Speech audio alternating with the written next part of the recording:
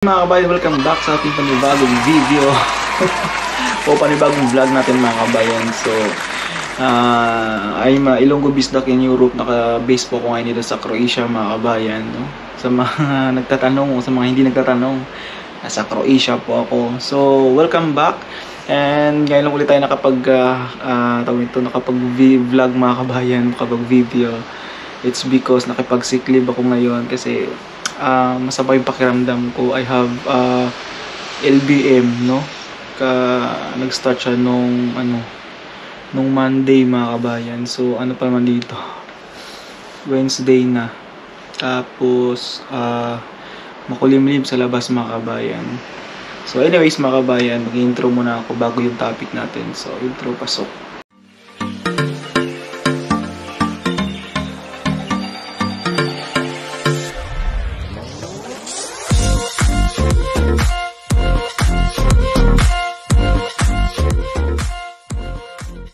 Hi mga kabayan, no? So for today's video natin mga kabayan is pag-uusapan natin kung anong buwan ba dapat pwedeng mag-apply o anong buwan talaga yung tawag nito, anong buwan ba dapat tayo mag-apply papunta dito sa Europe o sa Croatia, no?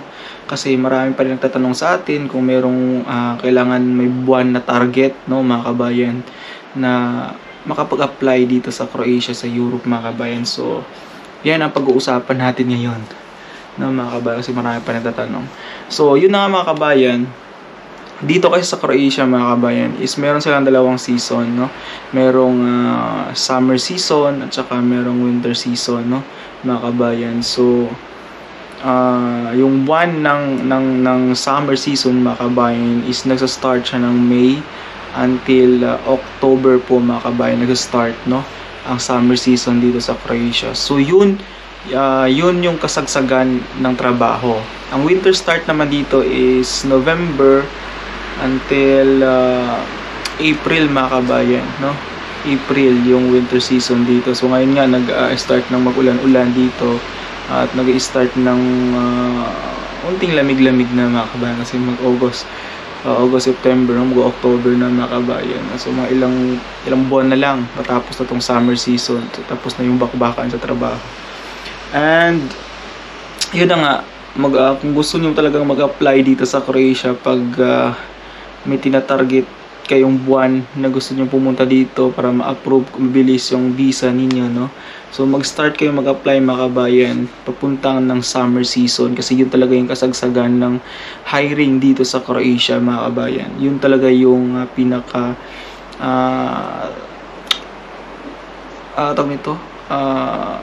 maraming jobs vacancies papunta dito sa Croatia o sa Europe man yan mga kabayan, kasi yun nga yung summer season. Kasi itong Croatia nabansagan na summer season, seasonal jobs dito sa Croatia. Yun ang binansagan niya itong Croatia ng ganun yung sistema, ganun na yung tawag, no mga kabayan. Kahit saang sulok ka man ng mundo, alam ng mga Pilipino yun na pagpunta ka ng Croatia is seasonal jobs lang talaga ang minsan ang may offer, no? Pinaka nila ito is offer nila seasonal job lang 6 months, no mga kabayan. So kung mag-target ka papunta dito sa Croatia, kung mag-cross country ka man, tatargetin mo talaga kung gusto mo talaga willing ka mapunta dito sa Croatia,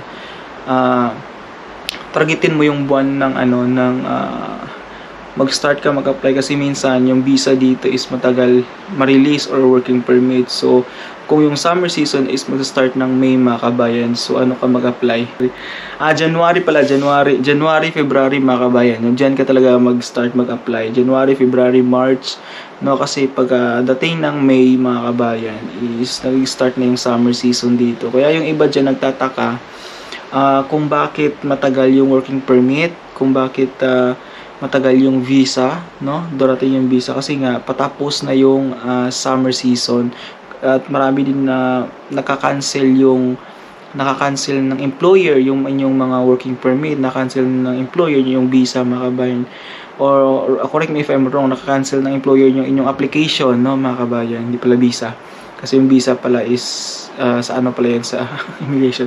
Anyways, pag kinancel ng employer nyo yan, Kasi patapos na yung summer season, so hindi na kanila kayo kailangan, no?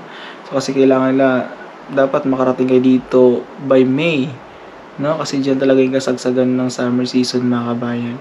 Kasi pagdating ng winter dito, wala silang masyadong mga open like mga hotels, no? Wala silang masyadong mga open sa mga islands, no, sa mga seasides, mga resto bar, any bars, mga coffee shops, mga kabayan. So sarado 'yon sila dito sa mga island o sa mga isla, mga. May mga island ilang open pero hindi masyado kasi dito sa Croatia pag winter season talaga pagpahinga ng mga tao 'yan, no? Parang rest day nila 'yan. Rest a month nila o ilang months ba sila nag-rest, mga kabayan. Tapos, kaya wala masyadong trabaho dito sa Croatia pag ganyang winter season. Kaya kung gusto mo mag-apply dito, tatargetin mo talaga yung ganung month, no? January, February, March, April, yan. Kasi mahaba-habang proseso, no? Kaya iba ngayon, nakakaantay ng matagal, umaabot ng 6 months, iba pag sa Pilipinas ka galing, umaabot pa ng ilang buwan, no? Taon, bago ka makapunta dito sa Croatia. At saka mga kabayan, pag sa Pilipinas hindi kayo hindi kayo kulurom sa mga sa OWA natin o sa mga tawag dito sa lutang ako ngayon, mga kabayan, kasi I feel sick talaga. Nagawa ko lang tong vlog na to kasi maraming nagtatanong sa akin. Kung sa Pilipinas kayo nanggaling, mga kabayan, so hindi kayo kung cross country ay sa Pilipinas kayo galing, kung sa Pilipinas kayo nagagaling, mga kabayan, so siya mas okay, no? Kaya yun yung target na months o na buwan, mga kabayan, para pag-apply sa Croatia kasi matagal talaga yung working permit, sa totoo lang. At saka sa mga nagtatanong dyan bakit matagal, no? At saka ba't kinakancel ng employer, kasi nga dahilan sa sa patapos na yung summer season, mga kabayan. So, sa mga kabayan natin nag-a-apply dyan, no? Good luck po sa ating lahat. At sana makarating kayo dito sa Croatia. At ang mga trabaho pala ito, mga kabayan, if seasonal jobs lang na-applyan mo is kitchen helper, merong mga cook, mga kabayan, na seasonal jobs lang din. Meron ding housekeeping, cleaner, mga kabayan, yung mga seasonal jobs. Pero pag nasa construction ka, factory worker, farm worker, mga kabayan, gardener, engineer, mechanical, welder, mga nasa skilled worker, mga kabayan, yun yung mga long term, no? Madalas talaga long term yung kanilang contract, no? Kaya sa nasa mga hotel, hospitality, mga kabayan, is hindi siya long term. Maswerte lang talaga kung makahanap pa ng employer o makahanap pa ng agency or makahanap pa ng company na i-absorb ka for long-term contract, mga kabayan. So, yun lang sana may nakuha kayong idea kung anong months kayo na pwede mag-apply dito sa Croatia, mga kabayan. At hindi masyado kalaki ng sahod pero at least nasa Europe. So, yun lang, mga kabayan. Sana meron kayong nakuhang idea kung anong months kayo pupunta dito sa Croatia, mga kabayan, kung anong months kayo pwede mag-apply, no?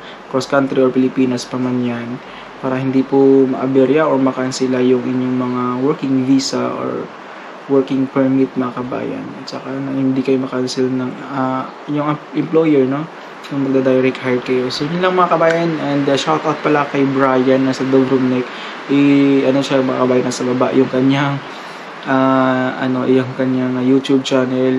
Support natin siya. Meron siyang isa po siyang vlogger sa Dubrovnik, mga kabayan. Part na siya ng Croatia. If you need something else na maitanong, you can check and message him, no? Meron siyang Facebook page, sa TikTok meron din. You can visit his social media, mga kabayan, para kung meron kayong mga question, no, regarding dito sa Croatia, kasi matagal din siya dito eh. So, shoutout Brian. See you soon kung magkita man tayo. Collab is more. Shoutout. So, see you soon, mga kabayan, no, kung dito kayo apply. And God bless po. Ingat kayo lagi. Mga kailonggo bisdak. Bye.